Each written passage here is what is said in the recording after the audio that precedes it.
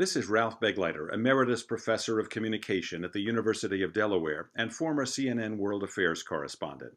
I'm honored to be contributing to the Newark Symphony Orchestra's performance as narrator of Aaron Copland's Lincoln Portrait. Aaron Copland wrote Lincoln Portrait in 1942, during some of the darkest days at the start of World War II. It was performed for the first time in Cincinnati in May of that year. Copland had been asked by conductor Andre Kostelanetz to write a piece portraying an eminent American. It was Copland who chose Abraham Lincoln as the subject for his composition. With this piece, Copland said, "I hope to suggest something of the mysterious sense of fatality that surrounds Lincoln's personality. The challenge," Copland said, "was to compose something simple yet interesting enough to fit Lincoln."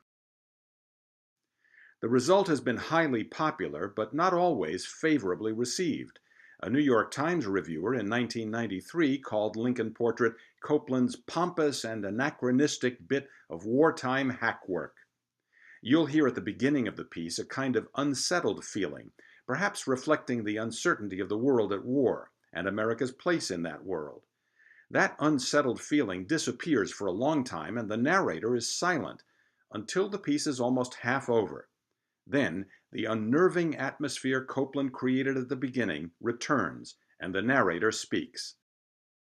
Copland carefully selected quotations from President Lincoln's speeches and his letters, words written just before, during, and after the Civil War. They come from one of his annual messages to Congress, from one of the Lincoln-Douglas debates, and from the Gettysburg Address. During World War II, Copland thought them still resonant.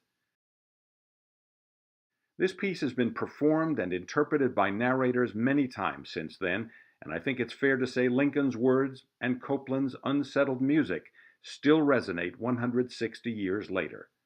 I'm honored to join the ranks of narrators of this piece, such as Carl Sandburg, Eleanor Roosevelt, Neil Armstrong, Judy Collins, Walter Cronkite, Katharine Hepburn, James Earl Jones, Barack Obama, and Aaron Copland himself.